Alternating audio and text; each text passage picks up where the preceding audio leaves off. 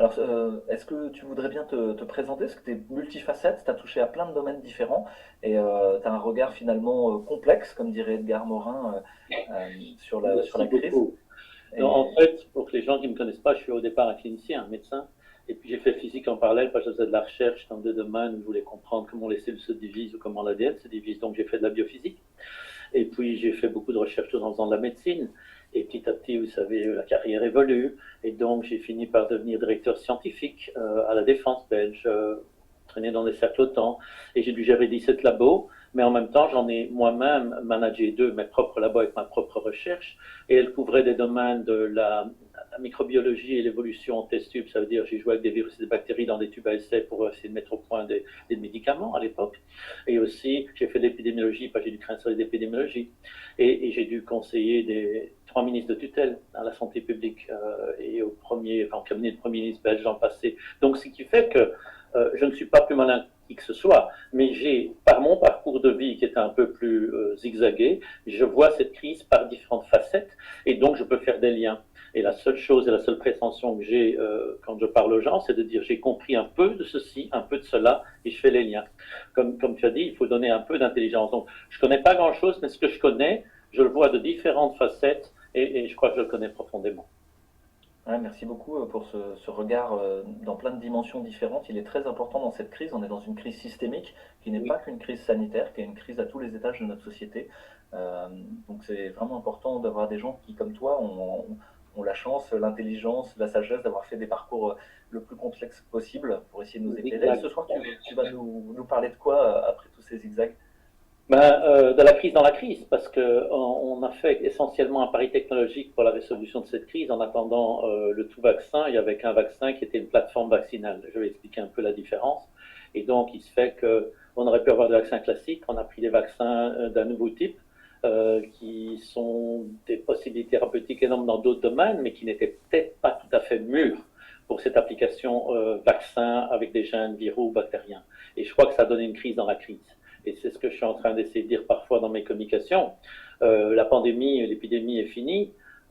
Essentiellement, tous les virus qui se propagent très vite finissent par devenir très endémiques. Et donc, si on se propage très vite, on ne tue plus. Parce qu'avec un virus respiratoire, si j'étais très létal pour quelqu'un, la transmission s'arrête avec ma mort. Donc, le fait qu'un virus, en quelques semaines, toute la planète, est quasiment une preuve absurde qu'il n'est pas dangereux, qu'il est beaucoup moins dangereux. Donc, la crise est en quelque sorte finie, mais ses conséquences, parce qu'elle est multisystémique, vont se faire sentir, qu'elles soient sociologiques, qu'elles soient économiques, ou qu'elles soient même au niveau de la clinique et des vaccins. D'accord. La crise dans la crise, tu vas nous donner un aperçu de pourquoi ce choix vaccinal-là était peut-être pas le plus opportun pour une vaccination de masse dans le cadre d'une épidémie qui va très vite. Merci beaucoup. Euh, alors Martin, tu nous en as un petit peu, tu nous as alléché avec cette crise dans la crise en nous disant que la question vaccinale n'était pas si simple que ça parce qu'elle se basait sur une question technique qui n'est Oui, pas habituelle. Alors, est-ce que tu oui. pourrais déjà nous préciser pour le grand public la différence entre ces injections d'ARN et puis les vaccins que les gens ont peut-être plus l'habitude de voir? Oui, qu'est-ce qu'il y a dans un mot en fait? Bon, un vaccin, c'est quoi? On prend une protéine, on prend un virus atténué. C'est ce qu'on a fait pendant 2 siècles.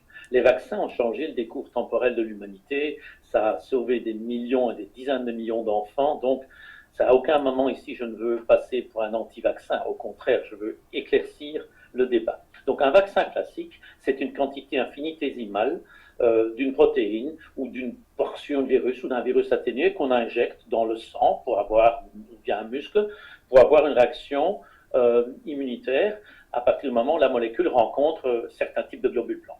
Et donc, la dose est importante parce qu'il ne faut pas qu'elle soit trop grande, sinon on déborde. Et il faut aussi qu'elle ne soit pas trop petite. Et il faut aussi l'endroit. Donc, un vaccin, c'est très connu. Et ça a été fait pendant 2 siècles. On a commencé avec la variole, avec la découverte de Jenner et de la variole de la vache, sur le pied des vaches, avec les treilleuses. C'est classique. Le problème, c'est qu'ici, nous avons la technologie a évolué, nous avons des vaccins faits par génie génétique, on peut produire une protéine, la modifier, ça se fait aussi, c'est la même technologie. Et puis, il y a des vaccins de type génique, ça veut dire ARN ou avec de l'ARN double brin. Donc, on peut faire plein, on n'est pas obligé d'employer de l'ARN, on peut aussi employer de l'ADN pour cette technologie, où on demande au corps humain de fabriquer cet antigène. Donc la protéine spike qu'on a choisie comme déterminant du vaccin doit être produite par mon propre muscle si on l'injecte. Ça veut dire qu'il faut que je contrôle la production, il faut que je contrôle où la protéine finisse par aller. Et c'est ça, cette plateforme technologique, elle a un avenir sans doute puissant dans certaines pathologies humaines comme les thérapies anti-cancer, mais elle n'est pas encore tout à fait mûre, ou elle n'était pas encore tout à fait mûre pour cet usage contre des gènes viraux ou bactériens. Et je vais expliquer. En gros, à premier niveau, des choses très simples. Si c'est mon corps qui doit produire le vaccin, comment je contrôle la dose de spike qui est produite? Il y a des gens qui ont mesuré, ils ont mesuré la réponse aux anticorps. Vous pouvez chercher toute la littérature scientifique internationale, à aucun moment on a calibré la production endogène dans le muscle de protéines spike. Ça veut dire quoi? Ça veut dire que chez certaines personnes, il y a juste ce qu'il faut et ça marche. Chez certaines personnes, il n'y a peut-être pas assez et ça ne marche pas. Chez d'autres personnes, il y a peut-être trop et ça donne des effets secondaires. Et chez un quatrième groupe, il y a tellement que ça déborde le système immunitaire et ça peut faire des toxicités. Donc à partir du moment où on ne calibre pas une production endogène, le premier élément que j'avais donné à un vaccin, c'est une dose minime d'un antigène qui doit rencontrer le système immunitaire, donc des globules blancs, ce n'est déjà pas respecté. Alors, on pourrait dire, comment ferait-on ça? Parce que c'est difficile, vous comprenez, docteur, on ne peut pas charcuter des muscles. Non, il suffit de prendre des biopsies chez des personnes, de faire des cultures primaires. Des muscles, ça se met, des biopsies, c'est quelques millimètres cubes, ça peut être fait sur volontaire. Vous mettez votre produit vaccinal et des cellules de muscles humains en culture et vous faites des échelles de calibration. Et comme ça, vous contrôlez un peu votre méthodologie. Ça, c'est un premier élément. Oui, c'est le premier élément, si je comprends bien, ça veut dire que le process industriel, il dépend du patient qui le reçoit. Oui, le oui. produit lui-même final n'est pas standardisé. Alors Voilà. que dans tous les procédés industriels de création de médicaments, on fait des sortes de standard operating procedures, ou bien des choses qualifiées et standardisées pour essayer de produire toujours la même chose. Oui. Or là, on a un problème, c'est qu'à la fin, dans le corps, c'est pas du tout toujours la même chose. Non, il n'y a pas de posologie fixe. Donc, et ça a des complications légales. Un produit pharmaceutique doit avoir une posologie. On ne peut pas avoir une pilule qui une fois donne 1, une fois donne 10, une fois donne 50. C'est un peu la situation dans laquelle on se trouve ici. Donc, on ne va pas encore ouvrir le domaine légal de cette technologie vaccinale, mais on va en parler plus avant. Mais donc, si un produit n'a pas il a une composition finie en termes d'ARN messager, il n'a pas de composition finie en termes de l'effecteur. L'effecteur, c'est la protéine. C'est la protéine spike qui doit aller à la rencontre du globule blanc et qui doit faire l'immunisation. Ce n'est pas l'ARN. Et donc, en fonction de la physiologie humaine, en fonction de si vous êtes jeune ou âgé, vous savez, on a une immunofatigue quand on est un peu âgé. Donc, notre métabolisme est plus faible, je produis moins de protéines par unité de masse et de volume musculaire. Donc, tout ça fait qu'il y a un spectre de réponse physiologique humaine qui fait qu'on a un spectre de dose. D'accord. Et ça aurait été faisable, mais dans un temps plus long, en tout cas, de recherche, c'est ça? Ah oui. Moi, je suis chercheur, donc a priori, j'apprécie tous les progrès de la médecine. Je ne veux pas cracher dans la soupe, soyons francs. Mais je veux dire, il y a prudence. Et si moi j'avais le choix entre un vaccin normal et une révolution technologique en pleine crise, j'emploie le parachute que je sais qu'il va s'ouvrir. J'ai pas envie, si on vient me dire, hey, on a un nouveau modèle de parachute, il marche très bien, il est tout bleu, il est plus grand, il est plus génial, mais on l'a pas testé. Je saute pas de l'avion, moi, avec un parachute pas testé quelque part. Je crois que ça ne veut pas dire qu'il ne faut pas investir dans cette technologie, ça ne veut pas dire qu'il ne faut pas la proposer, mais il y a un peu de, je sais pas, de bon sens paysan, j'oserais dire. Oui, c'est la base de la médecine, d'abord ne pas nuire, et un principe de prudence. La prudence, c'est l'intelligence du courage, c'est la phronésis chez Aristote, c'est l'intelligence contextuelle, c'est-à-dire en fonction du contexte, je ne vais pas forcément choisir la même chose. Mais dans un contexte de crise où j'ai quand même envie d'être sur quelque chose de très sûr, en plus si je me décide à vacciner 7 milliards de gens. Oui, oui, en plus. Mais bon, voilà. Donc, mais ça, c'est le premier élément. Le deuxième élément, c'est la biodistribution. Donc, c'est un terme un peu barbare pour dire quoi? Ça veut dire que la protéine produite par le corps doit sortir de la cellule pour aller à la rencontre du globule blanc, parce que le globule blanc ne vient pas attaquer dans la cellule. Et ça n'est pas réalisé non plus. On sait, et il y a une dizaine de papiers scientifiques qui l'ont démontré, une partie du spike produite par nos cellules musculaires ne sort pas de la cellule, elle va à la membrane de la cellule. Parfois, elle va un peu dans le noyau, elle va ailleurs. Quand elle vient à la membrane, parce qu'une protéine de membrane, ça veut dire que le spike adore se mettre dans la graisse les couches des cellules, c'est des lipides. Spike adore être dans les lipides. Donc, si elle est perdue, elle ne sait pas où aller, elle va dans la membrane à la surface des muscles. Et qu'est-ce qui se passe là? Il se passe la même chose qui se passe chez certains enfants quand ils ont trop d'infections virales au pancréas. Vous savez, le pancréas, c'est une glande salivaire, comme nos glandes salivaires ici dans la gorge.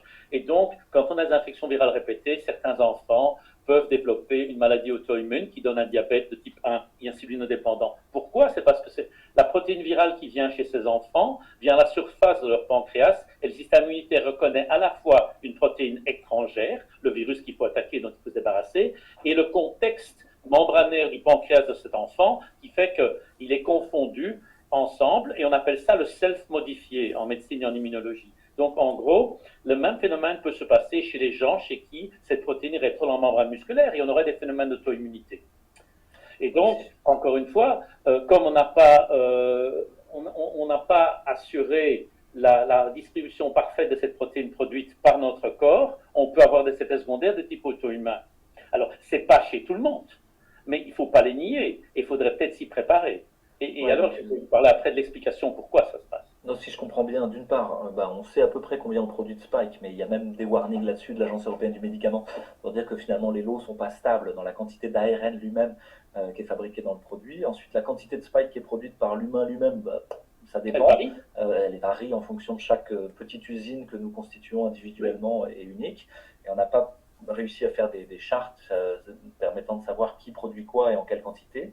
Et ensuite, on aurait pu les faire, hein. Oui, oui. Et je précise qu'on aurait pu les faire. Hein. C'est pas parce que c'est impossible à faire. Oui, on n'a pas pris le temps de les faire. Et puis la troisième chose que tu nous dis, c'est que Spike adore se mettre dans les lipides de la surface des cellules, et dans ce cas-là, ils deviennent nous. Et ils ne sont pas quelque chose de circulant et de soluble qui passe pour un agent étranger pour nos globules blancs. Et donc, ça pose le risque de maladie auto-immune, ce qui avait été aussi mis en exergue par l'Agence européenne du médicament dans le dossier d'AMM conditionnel, mais qui n'a pas donné lieu à... C'est par exemple le cas des myocardites. Hein. Le cœur, c'est un muscle. L'utérus, c'est un muscle.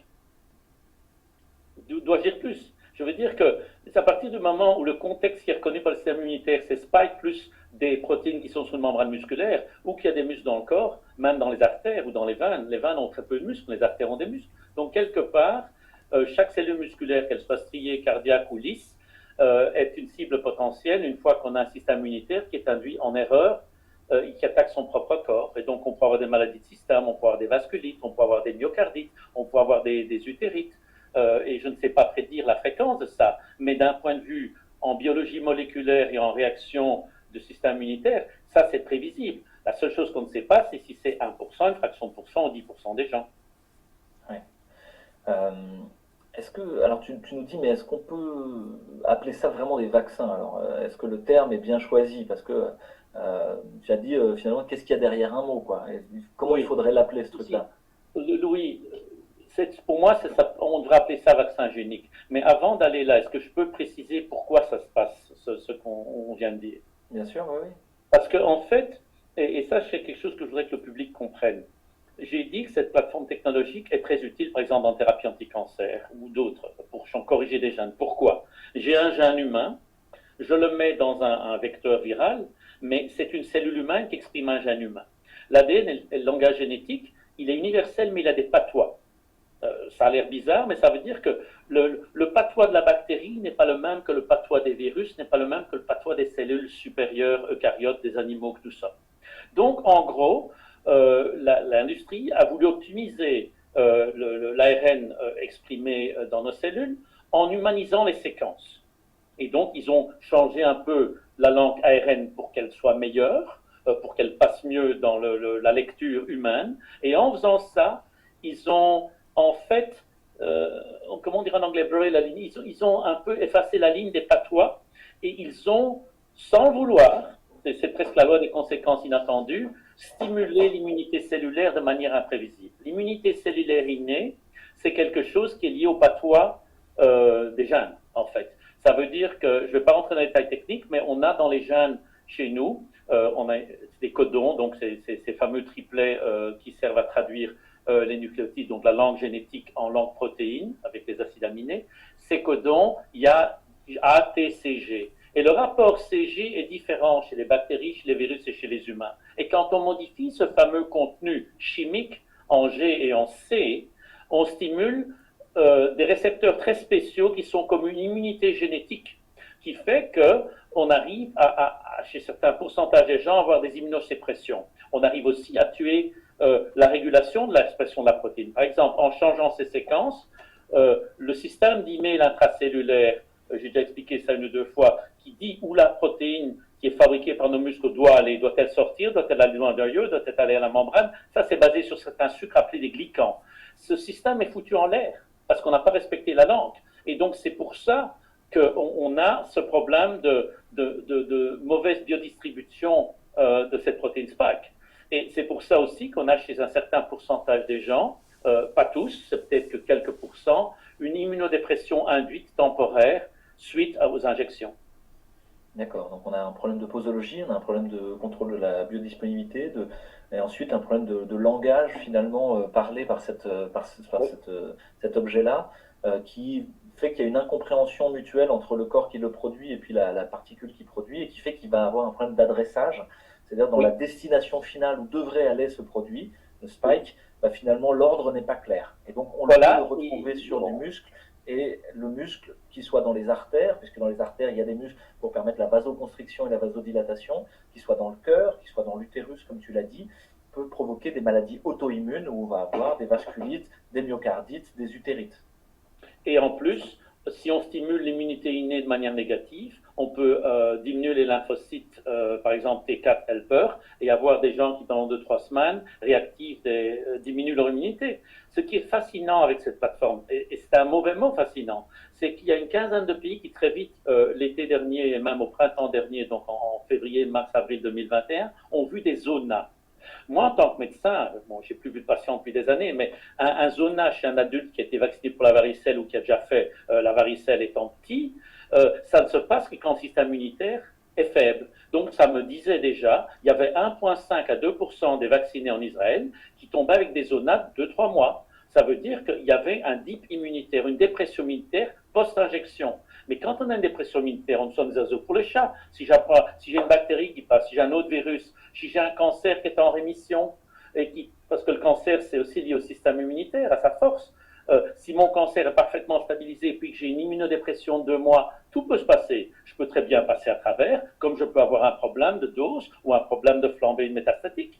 Donc, c'est 1 ou 2%, ça n'a l'air de rien. Mais quand on vaccine 7 milliards d'individus, 2%, ça finit par faire pas mal de millions. Et c'est pour ça qu'il faut pas être aveugle. Alors, je suis content que tu soulignes ça parce que mon constat de clinicien avait été effectivement que déjà avec le Covid, il y avait une lymphopénie qui était assez profonde et qui était un marqueur pronostic. Plus la lymphopénie, c'est-à-dire la baisse des lymphocytes dans le sang, était grande, bah, moins bien ça se passait. Oui. Et effectivement, chez les gens lymphopéniques, moi j'ai l'habitude de la réanimation des malades d'hématologie, donc qui ont des maladies dysimmunitaires et qui font des immunodépressions sévères, et ben on a tout plein de pathogènes opportunistes qui peuvent venir, comme tu l'as dit, le varicelle zona, mais encore d'autres, parfois des champignons, parfois d'autres virus, parfois... Mucor. Je crois que pas mal de vaccinés en Inde, notamment, ont eu des mucors. Voilà, et finalement ça se passe avec le virus, mais ça se passe aussi avec le vaccin, et pas très différent finalement. Hein, on a l'impression que cette plateforme technologique vaccinale, comme tu l'appelles, de vaccin génique, bah, crée les mêmes maladies que le Covid. Je crois qu'elle n'était pas prête pour I would say in English, she was not ready for the big league. Donc c'est une bonne technologie, donc je ne veux pas dire que tout est acheté, mais c'était pas prêt pour cet usage massif, parce qu'il y a toujours des indications, des contre-indications, par exemple des gens qui sont en immunodépression, est-ce qu'on va vraiment essayer de leur donner un produit qui peut les faire voler en lymphopénie? Je veux dire, il y a un moment, il faut être prudent. Je connais aucun produit sur Terre qui n'ait absolument pas de contre-indication. Le fait d'avoir vacciné dans un vaccinodrome, au lieu de demander aux médecins en première ligne de faire du conseil thérapeutique pour leurs patients, a peut-être été pas la meilleure idée qu'on a eue dans cette crise non plus. Et maintenant, on peut venir à l'aspect légal, parce que c'est une question. Alors juste avant l'aspect légal, est-ce que le fait d'avoir cette immunodépression relative induite par le mauvais adressage au niveau lymphocytaire de Spike pourrait expliquer le fait de faire des Covid de manière plus facile juste après la vaccination pour un certain nombre de gens? Oui, j'en ai parlé à beaucoup de collègues en Belgique et même aux États-Unis, et des gens qui au début souriaient en disant Martin, je sais que tu es malin, je sais que tu comprends des choses, mais tu ne crois pas que tu vas trop loin. Et puis maintenant, un an après, ils me disent, tu sais, j'ai été vacciné 3 fois, et chaque fois après, je me suis tapé le virus. Tu as peut-être raison après tout. Donc en gros, moi je crois que c'est parce que tout le monde a eu le virus déjà. Je ne crois pas que le virus, il y avait un comique français qui avait fait quelque chose de superbe en disant le virus, après l'injection, c'est comme s'il m'attendait au coin de la rue. On n'en est pas là. Mais ce qui se passe, c'est que les virus se répartissent parmi nous. Et il y a beaucoup de porteurs sains avec ces virus, cette famille de virus. Donc, supposons que je sois un porteur sain. Donc, mon système immunitaire s'en porte très bien et je n'ai pas de maladie. Je me vaccine. Supposons que j'ai ce petit dip immunitaire lymphopédique. Le virus, il a une chance de m'embêter. Vous voyez, donc, ce n'est pas que le virus s'attaque en préférence, encore que ça peut se faire aussi, mais il y a peut-être le fait d'avoir vacciné beaucoup de porteurs sains fait que beaucoup de gens ont développé la positivité Covid après le vaccin et non avant. Ouais, merci beaucoup. Donc là, tu nous éclaires beaucoup sur le fait que ces produits étaient insuffisamment prêts, très intéressants technologiquement, probablement prometteurs dans plein de domaines comme la cancérologie ou des choses comme ça, mais en termes d'immunité de masse en pleine crise épidémique, ça paraissait une idée, enfin voilà, sauter sur la technologie nouvelle n'est pas toujours la meilleure chose à faire. Alors ça, Je c'est crois que si je peux résumer là, c'est qu'on a utilisé une technologie qui permettait soi-disant de faire des vaccins très rapides, un peu comme si on avait vraiment une crise, une arme biologique qui avait été lâchée sur la population, on veut vacciner en un mois pour un problème de santé publique. Donc quelque part, on n'a pas employé le bon outil, je crois.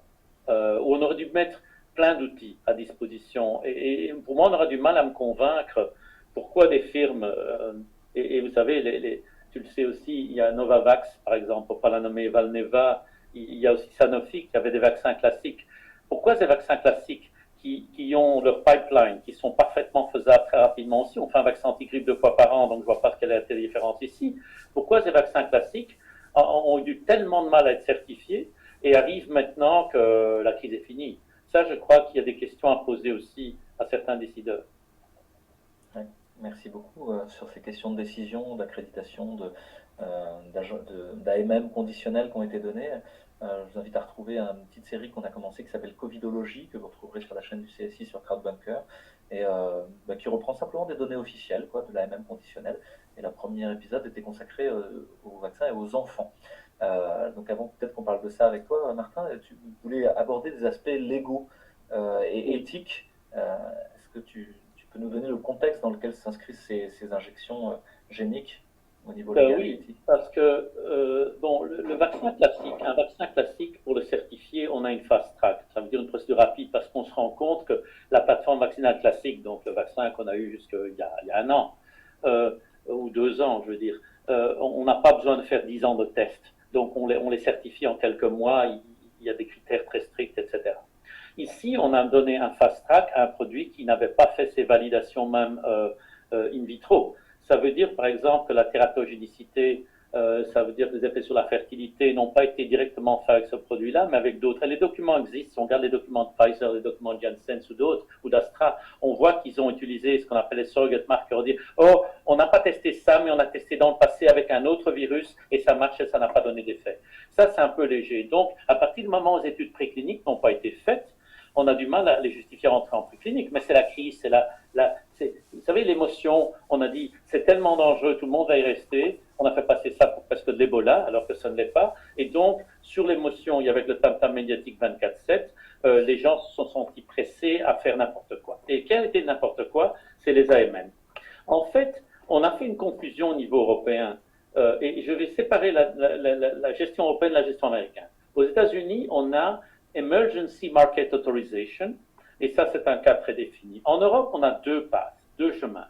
On avait l'EMA, l'Emergency Market Authorization, ça veut dire que dans ce cas-là, la firme a le droit de mettre un produit sur le marché, mais dès qu'il y a mieux, l'autorisation tombe immédiatement et elle n'a pas le droit de le garder sur le marché après la crise, parce que c'est une urgence, c'est défini pour la période d'urgence et uniquement pour la période d'urgence. Dès que l'urgence est finie, on rentre à la maison et le produit n'existe plus, c'est comme s'il n'avait jamais existé.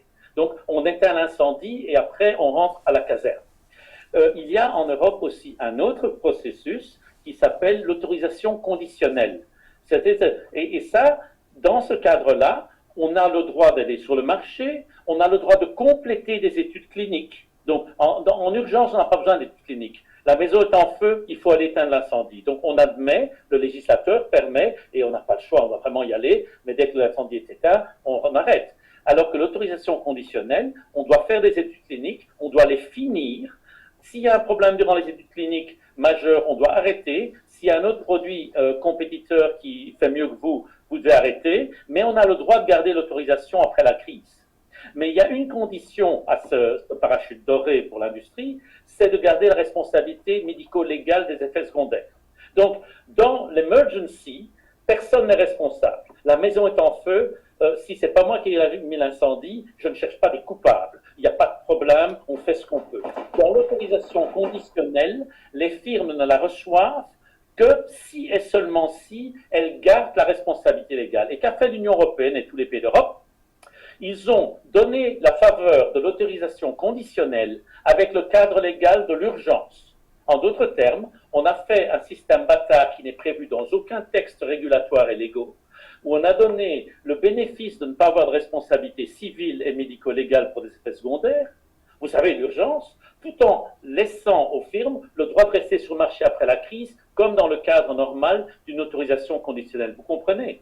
Cette troisième voie n'existait pas. Donc ces produits, non seulement ne sont pas biologiquement et médicalement prêts, mais en plus, comme on dit en anglais, shaky. Il y a une base légale un peu shaky, parce que, et je n'invente rien, tout le monde peut contrôler ça sur les textes de l'Union européenne elle-même, sur les sites de l'Union européenne. Donc on a mélangé les conditions nécessaires à l'obtention d'autorisation conditionnelle en les fusionnant avec le cadre d'autorisation d'urgence. Je ne sais pas si j'ai été clair.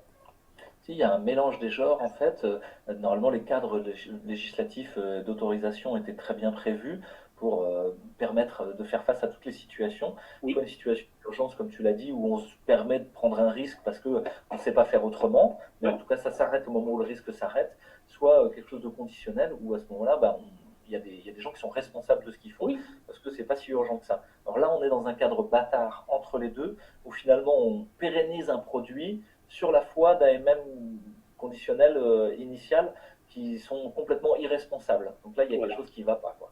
Avec des contrats léonins. Et donc, bon, je ne vais pas jeter des... J'essaie d'éviter d'accuser les gens de corruption, etc. Mais je me demande, qui a pu laisser passer ça? Donc, il y a un moment, il faudra poser des questions et un inventaire en disant, écoutez, le cadre législatif européen est très bien fait. Il est bien fait, il permet l'urgence absolue, il permet la condition, il permet la normalité. Pourquoi vous avez été inventé une case qui n'existait pas en libérant une industrie, en lui laissant l'accès au marché, en bloquant d'autres produits, blablabla, blablabla, blablabla. Donc il y a vraiment un problème légal. Et ça, c'est légal. Après, c'est un problème éthique. C'est pas à toi que je dois apprendre, Louis, que si moi je donne un produit expérimental, la moindre des sens, c'est que le consentement éclairé soit vraiment éclairé. Sinon, ça vaut rien. Oui, tout à fait. Ça, c'est le problème du consentement. Justement, tu voulais en parler aussi, cette idée qu'un produit ne peut pas être imposé normalement aux patients. Il y a des très nombreux textes réglementaires et juridiques en France, en Belgique, mais partout en Union européenne, pour éviter l'arbitraire du roi, quoi. Qu'il n'y ait pas droit de cuissage, droit de... Non, non, on doit se prémunir de l'excès de pouvoir du pouvoir central et d'autorité sanitaire en particulier. Vous savez, le médecin est quelqu'un de a priori dangereux, et donc il vaut mieux que le patient prenne garde et regarde à deux fois avant de dire oui. Alors, justement, ce serait quoi le bon cadre éthique? Le bon cadre éthique, il est simple. J'ai été président d'un comité d'éthique en Belgique. On doit informer les gens. Donc, à la limite, le pouvoir aurait dû dire, si je me mets à la place d'un monsieur Véran, on est dans une crise, j'ai un produit, on ne sait pas ce qu'il vaut, il peut marcher, mais il a des risques parce que c'est nouveau. Il y a d'autres produits, donc je ne mets pas mes billes dans le même panier. On va le donner et réserver en priorité aux gens qui en ont le plus besoin, avec un rapport bénéfice. Et pour les autres, c'est sur base volontaire. Et même pour eux, c'est sur base volontaire. Il faut laisser les gens. Parce que ce qu'on a fait était le contraire. On a prétendu qu'il y avait un consentement éclairé avec une... J'ai vu les textes belges, ils sont affreux, en disant les vaccins fonctionnent toujours, il n'y a pas d'effet secondaire connu, ce truc a été approuvé, please signez ici. Je connais 2 professeurs en Belgique qui sont fait vacciner, sinon elles perdaient leur emploi, les pauvres. Donc elles vont à un centre de vaccinologie et c'est une interface numérique. Donc elles doivent dire oui, oui, non. Et à un moment, on lui dit, êtes-vous d'accord pour être vacciné? Et alors, une des dames dit, mais moi je ne suis pas d'accord parce que je n'ai pas toute l'information. Or, j'ai des copains biologistes qui me disent que je peux être vacciné malgré tout parce que je suis obligé. Ah non, non, non, si vous ne marquez pas la petite case d'accord pour être vacciné, vous n'avez pas droit au vaccin. Mais si je n'ai pas le vaccin, je perds mon emploi. Ah oui, mais ce n'est pas mon problème, ma bonne dame. Donc, en gros, ce chantage à l'emploi qui n'était pas légal, dont on parle encore avec la communauté médicale, qui a été quand même mise à rude épreuve dans cette crise, en fait, se passe à tous les niveaux, même au niveau des frébelliens et des profs de l'enseignement fondamental. Et alors, il faut faire un faux en écriture, en disant « je suis d'accord, j'ai été informé ». Et voilà. Donc, je crois que le manque de candeur, je crois que enfin, moi, je suis naïf, mais je ne suis pas idiot. La naïveté politique et la naïveté quand on gère une société est importante. Donc, venir devant les gens, en toute simplicité, avec candeur, et expliquer, on est dans la mouise, mais voilà comment on s'en sort, créer de l'adhésion, évite des rejets, et les gens se sentent bien. Et on n'a pas attaqué personne. On a fait le contraire. On a dit, c'est que il n'y a rien à voir. Ah oui, monsieur, il n'y a rien à voir. Et puis on s'étonne qu'il y a des gens comme toi, comme moi, comme d'autres qui disent, mais attendez, qu'est-ce qu'on est en train de faire? Et donc je crois qu'il aurait fallu depuis le début respecter les règles de fonctionnement qui ne sont pas si mal faites que ça, parce que, comme tu as dit si bien, la médecine est dangereuse, les médecins sont des fous dangereux, donc il faut qu'on les contrôle. Moi, j'ai du pouvoir. Soigner un patient, c'est avoir un pouvoir énorme sur la personne. C'est un privilège énorme. Moi, je me souviens, quand je soignais des gens, c'est pas facile aux gens de faire confiance à quelqu'un d'autre qui ont des problèmes de couple, des problèmes de cancer, ou bien s'ils sont en soins intensifs après un accident de voiture. Tout ça, c'est un privilège. Et on a le privilège de sauver des gens ou de les soigner ou de les accompagner si ça va mal, en échange d'une honnêteté et d'une mise à disposition de tous nos moyens et notre savoir. Et je crois que c'est le deal de la médecine. Et si on ne respecte pas la partie médicale du deal, qu'est-ce qu'on est en train de faire? C'est plus de la médecine. Oui, donc nos autorités n'ont pas non plus respecté ce cadre éthique qui voudrait un consentement libre et éclairé, mais ont mis en place une sorte d'extorsion de consentement avec un Oui. chantage à l'emploi, comme tu l'as dit. On a été un certain nombre à perdre notre emploi au passage, après avoir fait des années d'études et des années de pratique, en refusant l'idée même de rentrer dans ce chantage, peu importe le produit qu'il y avait derrière. C'est l'idée même de ce chantage, de cette contrainte-là, c'est-à-dire de l'extorsion du contrat social sur des motifs sanitaires, paraissait quelque chose d'impensable, que ce soit pour les soignants, mais aussi pour toute la société en général, le droit d'aller, ouais, et puis le droit d'aller dans une bibliothèque. Quand on réfléchit, Louis, quand on réfléchit à ce qui s'est passé, et on va pas faire, c'est comme une discussion ouverte ici, mais c'est important. Est-ce qu'on aurait cru il y a 3 ans ça pourrait se passer un jour? Moi, je suis encore le coup par terre. Hein. Je suis peut-être naïf, mais je suis le coup par terre. J'aurais jamais cru qu'on en aurait été à ce niveau-là. Jamais. Alors pour autant, en France, on a eu l'expérience de H1N1 et de Oui. pandémie, et donc le rapport sénatorial avait déjà souligné certains aspects réglementaires, éthiques et potentiellement de corruption systémique qui étaient en place. Et c'est le Sénat qui l'a dit, hein, c'est pas n'importe qui. Mais mon cher collègue, là, le système avait fonctionné. Donc là, quand on rappelle la pandémie H1N1, on avait le même cirque presque. Et à un moment, il y a eu de la casse vaccinale, je crois, en Angleterre, on a tout arrêté. Et qu'est-ce qu'on a fait? On a donné de l'antibiotique à tout le monde pour éviter les pneumonies bactériennes profondes, et on s'en s'est sorti. Donc là, le système a fonctionné. Ici, le système, c'est comme s'il n'existait plus. Tu as abordé les problèmes liés à la technologie elle-même et à son optimisation, l'absence de posologie, l'absence de contrôle de la disponibilité, les interactions avec l'immunité innée et le risque d'immunodépression et de maladies auto-immunes.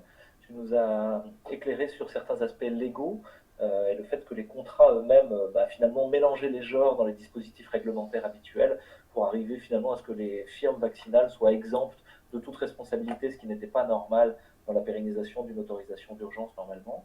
Tu nous a éclairé aussi sur les questions éthiques de consentement libre et éclairé ou d'extorsion de consentement et cette nécessité d'une certaine candeur, d'une certaine ingénuité, d'une honnêteté en fait, de savoir dire ce qu'on ne sait pas et ce qu'on sait, d'être complètement transparent sur les effets secondaires et de permettre aux gens de faire leur choix en conscience, alors que là on ne leur a pas permis puisqu'on leur a fait un chantage à l'emploi.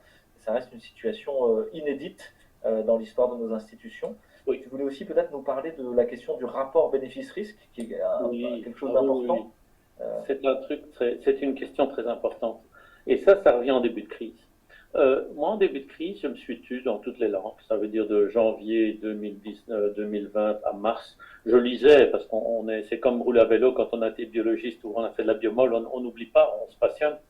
Et puis, avril, mai, je commence à avoir les premières statistiques épidémiologiques correctes, notamment Ioannidis, les types de Santa Clara, des gens à Harvard et d'autres. Et on se rend compte finalement que le virus est vraiment un tropisme pour les gens avec comorbidité et que finalement, il est mortel quand on ne prend pas en charge vite. Si on regarde ce que signifie SARS, c'est c'est Severe Acute Respiratory Syndrome. Sévère, ça veut dire que c'est dangereux, c'est pas quand même le rhume normal qui peut nous mettre vraiment en danger. Acute, ça veut dire que c'est aigu, il faut aller vite. Et respiratory syndrome, ça veut dire qu'il rentre par les poumons, il fait plein de choses là qui ne sont pas bonnes, de la suffocation jusqu'à la pneumonie, en passant par tout le reste après, une fois qu'il va dans le sang. Donc, la statistique, au départ, était mauvaise, parce qu'on avait l'histoire de MERS au Proche-Orient, etc., qui avait 36% de décès. Mais on se rend compte très vite qu'à partir du moment où on prend les gens en charge, et même avec MERS, ça s'est dépassé, on avait beaucoup moins de décès. Donc, entre mars-avril 2020, on se rend compte que finalement, il y aura 2 pour 1000. Le taux de létalité virale lui-même, si on ne fait pas grand-chose, c'est 2 pour 1000, et pas 2%. Donc, à partir du moment où on est à 2 pour 1000, on rentre dans les eaux de la grippe. Une grippe sévère, c'est pas la grippette saisonnière, mais c'est la grippe qui vient tous les 3-4 ans. Et donc, il n'y avait plus de raison de le considérer comme le killer absolu. Et ça, c'est à ce moment-là que des gens ont commencé, des experts indépendants ont commencé à regarder dans les brancards en disant on peut comprendre que les 3 premiers mois, on se trompe et on ne fait pas mieux que vous, mais après 3 mois, maintenant, il faut vraiment gérer la prise en charge des patients. Qu'est-ce qu'on a fait? On a fait le contraire, on les a mis à la maison, sur base de tests pas très significatifs, et on les laissait se dégrader. Et donc, le vrai coût Covid a été mesuré plein de fois partout sur Terre, et je peux résumer les chiffres de manière très simple. En dessous de 40 ans, c'est 1 pour 100 000, le risque létal, le risque vital. En dessous de 20 ans, c'est 3 par million, et encore plus bas si on descend plus jeune. Quand on regarde le produit vaccinal, on a par exemple les effets secondaires tels que Zona, c'est entre 1,5 et 2%. C'est une immunodépression, le Zona, donc c'est être un oiseau pour le chat. Quand on voit les myocardites, c'est beaucoup plus bas en statistique, mais ça reste quand même 1 sur 3000 ou 1 sur 5000. Quand on voit d'autres effets, c'est peut-être 3 à 4%, notamment certains effets sur des vasculites, le brain fog ou d'autres choses. Donc en gros, on a un risque Covid qui est de l'ordre du million ou du 100 000, c'est pour être clair pour les gens, et on a un risque vaccinal qui est de l'ordre du pour 1000 ou du pour 100. Donc on a une sorte de différentiel entre 10 et 100 fois plus. Donc, quand on va au-dessus de 65 ans, il est sûr que le risque Covid devient 2% aussi. Au-dessus de 75 ans, ça devient plusieurs pourcents, le risque létal. Et à 85 ans, ça devient presque 7 à 8%. Les statistiques existent. Donc, le rapport coût-bénéfice est quelque chose qui dépend de l'âge et des comorbidités. Et il est un non-sens absolu de forcer une vaccination en dessous de 40 ans, sachant que j'ai moins de risques à avoir la maladie qu'à avoir le vaccin. Donc ça, c'est important à dire. Je crois que le rapport coût-bénéfice a été tout à fait annulé durant cette crise à cause des médias qui disaient « Mais bon, monsieur, vous ne vous rendez pas compte, vous allez tous nous faire mourir si vous ne vous vaccinez pas. » Ouais, merci de repréciser ça, parce que pour beaucoup de gens, c'est resté quelque chose de mené par la narration médiatique, disant « Mais oui, mais enfin, d'accord, ça ne permet pas de diminuer la contagion. » Bon, on a convenu de ça. Ensuite, bon, ça ne permet pas de diminuer les décès, mais peut-être, enfin, chez les jeunes, ça ne sert à rien, etc. Mais en tout cas, chez les personnes âgées avec des facteurs de risque, là, ça diminuerait les hospitalisations et les hospitalisations en réanimation et les décès. Mais c'est bien ce qui a été dit depuis le départ. Oui. C'est que la balance bénéfice-risque n'est pas la même en fonction du terrain, du virus et de son variant, de l'âge et des comorbidités, comme tu l'as dit. Oui. Mais il y a autre chose que je pourrais rajouter là-dessus. C'est aussi la vaccination de masse, parce qu'à partir du moment où on a annulé la balance risque-bénéfice à tort, et qu'on va dans la vaccination de masse, on devient vraiment dangereux. Et ça, c'est quelque chose qui est en train de commencer à se passer. Parce que depuis quelques mois, je vois que, j'avais déjà vu ça avec Delta, si on analyse les données de Public Health England, Delta, par exemple, avait l'impression de s'attaquer un peu plus aux doubles doses vaccinées qu'aux simples doses éco. Mais on n'a pas les données. Mais avec Omicron, ça devient clair. Les données danoises sont fascinantes. Sur 2 mois, entre décembre et la fin janvier, on voit que Omicron rentre de plus en plus dans la population des vaccinés et des boostés. Donc, en d'autres termes, si on a vaccin full plus 1 ou 2 boostings, on a 80% de chances d'être attaqué par le virus, alors qu'on en a que 60% si on a que 2 doses, on en a que 40% avec une dose, il y en a moins de 20%, 15 ou 20% avec une dose. Cet effet de dose-effet entre le nombre d'injections et la sensibilité au virus est fascinant. Et alors, les gens ont dit, oui, mais c'est le hasard. Non, non. Et là, je voudrais expliquer aussi à monsieur et madame tout le monde quelque chose que, malheureusement, j'ai étudié au labo pendant 20 ans. La loi des grands nombres, le darwinisme, la sélection darwinienne, c'est un peu comme la résistance antibiotique.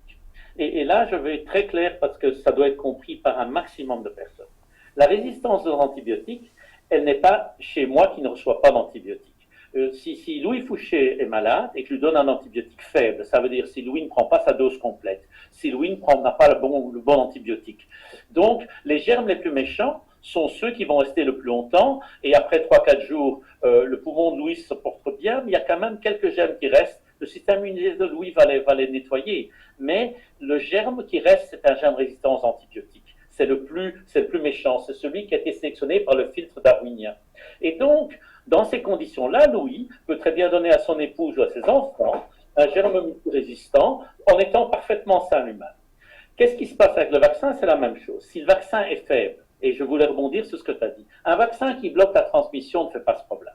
Mais un vaccin qui ne bloque pas la transmission, mais qui n'agit que sur la phase septicémique du virus, une fois qu'il est dans le sang, c'est quand même un peu tard pour agir. À ce moment-là, le vaccin étant faible, même s'il protège et qu'il a une certaine protection, il ne protège pas à fond et il sélectionne les variants qui échappent au vaccin. Et donc, les usines à variants sont-ils les vaccinés eux-mêmes? La résistance au vaccin, c'est comme la résistance aux antibiotiques, ça se fait dans le corps des vaccinés. Si moi je ne suis pas vacciné et que j'attrape SARS, soit mon système immunitaire réagit très fort et je suis débarrassé du SARS, soit il est faible et SARS m'attaque, alors je m'en sors ou je m'en sors moins bien, mais le virus n'a pas vraiment de pression de sélection. Et si jamais il échappe à mon système immunitaire, il échappe à moi, à mes anticorps, il n'échappe pas aux anticorps de ma voisine. Qu'est-ce qui se passe avec cet échappement et cette breakthrough, ces infections qui se passaient chez les vaccinés en majeure partie? C'est que le variant échappe à tout le monde en même temps.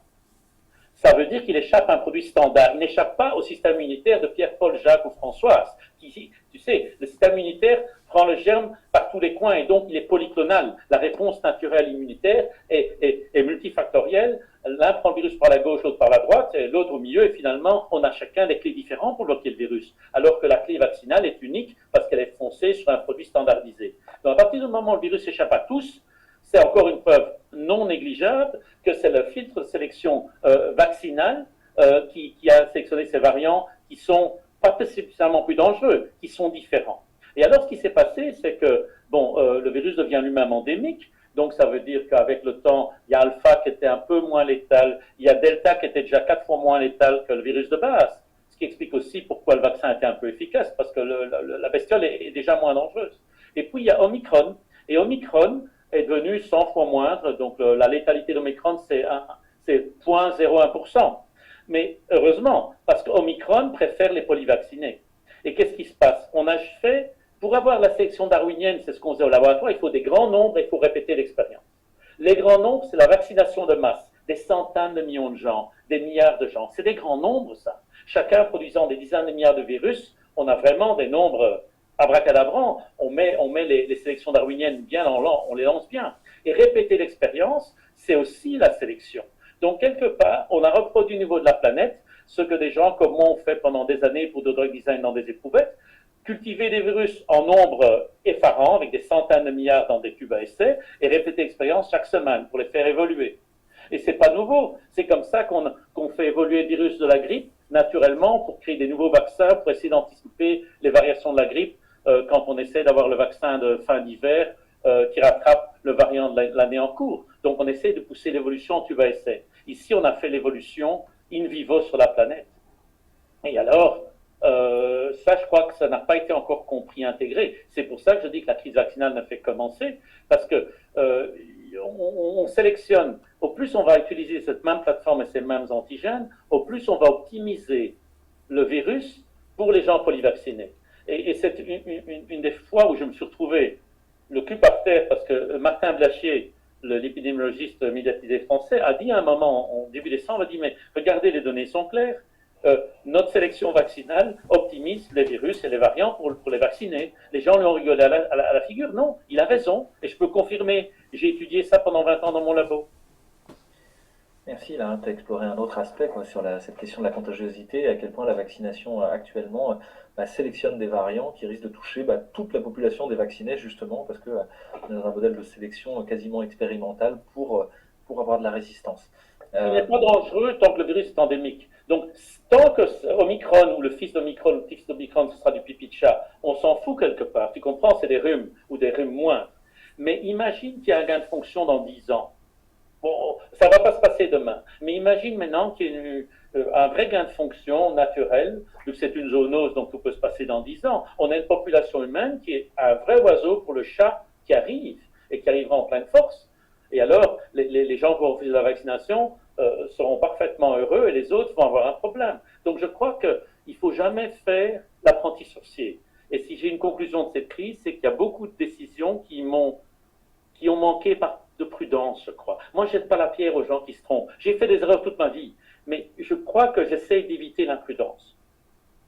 Oui, l'expérience, c'est pas la réitération de la même erreur à l'infini, c'est de prendre les fruits de son erreur. Là, on a l'impression qu'il y a des gens qui nous disent: «Oh, je sais, on a de l'expérience, regardez», et qui refont la même erreur. Oui, On se demande un peu quand est-ce que va arriver l'ordre de abort mission, mais il n'arrive pas, comme s'il y avait un effet d'inertie dans nos systèmes qui est très importante et qu'on n'arrive pas à arriver à arrêter une machine folle. Euh, il y a est-ce autre que chose qui intervient, Louis. Moi, je suis plus cynique que toi. Je dirais que quand des gens font des erreurs, ils ont le choix en deux stratégies. Soit tu reconnais l'erreur, je dis ok, je me suis trompé. Ça demande un travail sur soi, une humilité et une certaine grandeur d'âme. Soit les gens veulent cacher l'erreur. Et alors on sert d'une deuxième erreur pour cacher la première et d'une troisième. Et on est dans une dialectique de fou où finalement refaire les mêmes choses et espérer un changement de réaction du système, ça devient de la folie. Et donc ils sont comme un train fou. Je crois qu'il y a beaucoup de gens qui ne sont pas prêts de reconnaître quelque erreur que ce soit. Et c'est ça qui me fait peur. Moi l'erreur est humaine, mais la persévérance dans l'erreur, c'est diabolique, comme on dit, c'est grave. c'est ça, c'est l'expression latine. Est-ce que tu voulais nous dire un mot des enfants avant qu'on conclue? Alors, on a Oh passé oui, pas mal de temps avec toi, mais je pense que c'est très intéressant pour le grand public et donc c'est avec grand plaisir. Au contraire, on a la chance de t'avoir, donc on en profite. Est-ce que merci. tu peux nous donner un mot pour les enfants? Parce que certains nous ont vendu au départ des 95% d'efficacité, puis aujourd'hui on voit certaines études qui disent qu'on est à 15% d'efficacité pendant 35 jours, Oui, et qu'ensuite on a au contraire une efficacité qui est négative. Euh, oui. Bon, est-ce que il est si urgent que ça Le de mot sur vacciner les les enfants? enfants, moi je dirais qu'on a malheureusement, et je vais aller au-delà du rapport coût-bénéfice, il n'y a aucun rapport coût-bénéfice pour les petits en dessous de 20 ans, les petits en fait, et même les ados. On a vu en Belgique une campagne de presse, Sarah se vaccine pour aller danser avec les copines, et j'ai choqué beaucoup de collègues académiques belges en disant, Sarah est sans doute la petite belge la plus idiote qu'on ait eue dans le pays, parce qu'elle a pris une décision médicale grave pour une mauvaise raison. Mais bon, les choses étant ce qu'elles sont, on ne peut pas reculer. Donc en gros, il n'y a pas de rapport coût-bénéfice. Et ça, c'est grave parce que je crois qu'on a vendu une fausse solidarité. Pour protéger bonne maman et grand-papa, on a dit aux petits, tu dois prendre un vaccin et on veut vacciner même les gosses à l'école. On sait, les données existent, il y a des dizaines de papiers. Les enfants en âge scolaire n'ont jamais été les facteurs ou les drivers, comme on dit en anglais, ça veut dire les moteurs de cette crise et de ces contaminations. Les études existent qui font que les enfants se contaminent au départ des maisons, dans l'environnement familial, et à même la contamination éventuellement de la classe et pas l'inverse.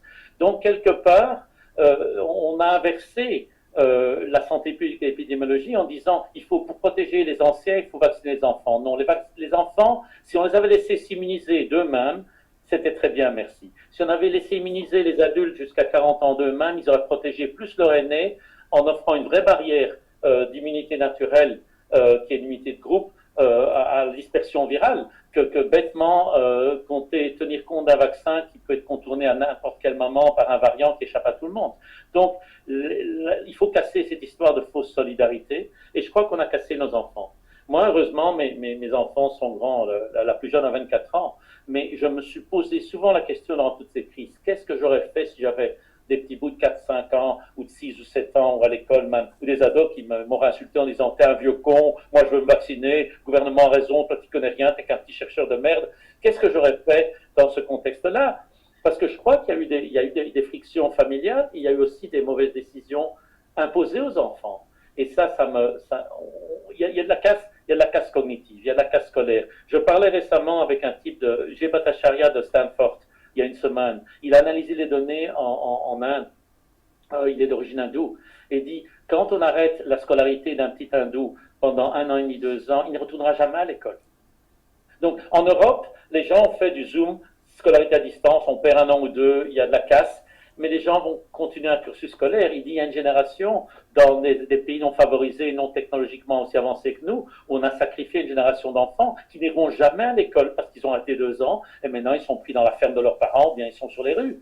Donc, on a vraiment fait une casse, je crois, comme une mesure avec le danger.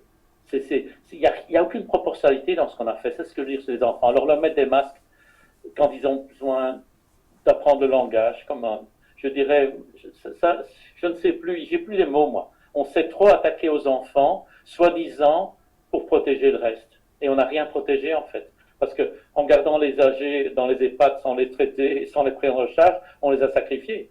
Donc quelque part, je sais que ça va déranger beaucoup de mes collègues belges, mais j'ai beaucoup de respect pour le professeur Perron qui a osé dire tout haut il y a un an ce que les gens avaient compris quand ils sont un peu sensés. On a vraiment fait beaucoup d'erreurs. Maintenant, il faut gommer ces erreurs, il faut les réparer. C'est ça. Maintenant, on est à ce moment-là de pouvoir peut-être réouvrir une discussion quand le sujet est moins chaud. C'est Oui, le moment de faire un retour d'expérience critique avec des regards pluriels. Personne n'a complètement tort, personne n'a complètement raison. L'idée n'est pas forcément de trouver des coupables, mais d'essayer de faire mieux le prochain coup et puis de refaire société tous ensemble et de réparer tout ce qui a été abîmé, comme tu l'as dit, oui. nos anciens, nos plus jeunes, notre confiance mutuelle les uns dans les autres, notre confiance dans le système de santé, dans nos institutions, dans nos politiques et nos représentants. Tout ça est très abîmé avec une société qui va plutôt mal. Donc peut-être c'est le moment de se poser autour d'une table et d'arriver à remettre le couvert et à discuter pour de bon, de manière dépassionnée, avec des questions de bon sens, des questions scientifiques, des questions éthiques, comme tu l'as dit, des questions de cadre réglementaire et institutionnel dans lequel on navigue, des questions sur les zones d'influence et les conflits d'intérêts qu'il peut y avoir dans certaines prises de Oh, il y en a eu décision beaucoup. Hein. qui doivent être adressées. Oui. Merci beaucoup, Martin. Est-ce que tu veux conclure un petit peu, faire quelques... Oh oui, oui, je peux Ouais. dire une chose. Je crois que moi, je veux un message d'espoir. Je crois qu'il est temps, parce que j'ai vu ça sur les réseaux sociaux, il est temps de se reparler. Je crois que dans toutes les familles, il y a eu des discussions, il y a eu des gens qui se sont engueulés, je veux plus te voir, etc. Je crois que maintenant, c'est les gens qui ont compris. Et finalement, c'est triste à dire, mais c'est peut-être les gens qui ont été les plus victimisés par la crise, les gens qu'on a traités de complotistes, de rassuristes, tous les noms, qui doivent faire maintenant un effort sur eux-mêmes pour tordre la main et aller parler aux autres en disant, écoutez, on a compris que vous avez eu peur, mais il y a mieux à faire. Et je crois que ça, c'est le seul message pour recoller les morceaux. Parce que si on ne le fait pas, il n'y aura jamais reconnaissance des erreurs. Et s'il n'y a pas de reconnaissance des erreurs, ça recommencera. Et moi, ce qui me fait vraiment peur, c'est ces fameux mots de Bill Gates à Munich, quand on lui annonce que bon, il y a Omicron. Et le type ose dire, sadly enough, Omicron immunized the population faster than the vaccine. Next time, we have to vaccinate faster and better. Next time. Moi, je ne veux pas de next time. Je crois qu'il y a un siècle et demi de médecine scientifique qui est assez correcte. On n'est pas impeccable, mais on a quand même sauvé l'humanité. Je crois que tous les médecins savent très bien que le monde est mieux avec la médecine préventive, avec la médecine curative que sans. Ma grand-mère, au moment où elle est née au début du XXe siècle, il fallait 3 enfants ou 4 enfants pour en avoir un qui survit à l'âge adulte. Maintenant, nous avons 4 enfants, ils sont tous en train de vous casser les pieds jusqu'à l'âge adulte, en fait, parce qu'ils survivent tous très bien. Donc, la médecine a eu un impact. Mais c'est un impact parce qu'on n'a jamais eu de monde blanc ou noir. On a fait des essais et erreurs et on a toléré les choses. Et je crois qu'il faut parler. Donc, moi, je crois que cette crise, je veux juste une chose maintenant, que les gens arrêtent de se lancer des saletés ou des insultes à la tête, qu'on se reparle. Mais les gens n'aiment pas quand je dis ça. Ils disent, mais Martin, ces types qui sont des fous du masque, ils sont cons. Non, ils sont devenus cons parce qu'on leur a fait croire que... Et c'est pas la même chose. On n'est pas con parce qu'on fait des conneries. Il y a une différence entre être foncièrement stupide et avoir agi de manière stupide. Et je crois qu'il faut un peu d'entre-genre là-dedans. Merci beaucoup, Martin. On restera sur cette bonne parole. Les mots sont des fenêtres ou bien ce sont des murs. Oui. C'est le titre d'un ouvrage de référence dans la communication non violente par Marshall Rosenberg. Et on essaie d'ouvrir des fenêtres et pas de bâtir des murs entre nous tous. Merci, Martin, pour ce discours de Merci, paix Louis. qu'on essaie de porter aussi.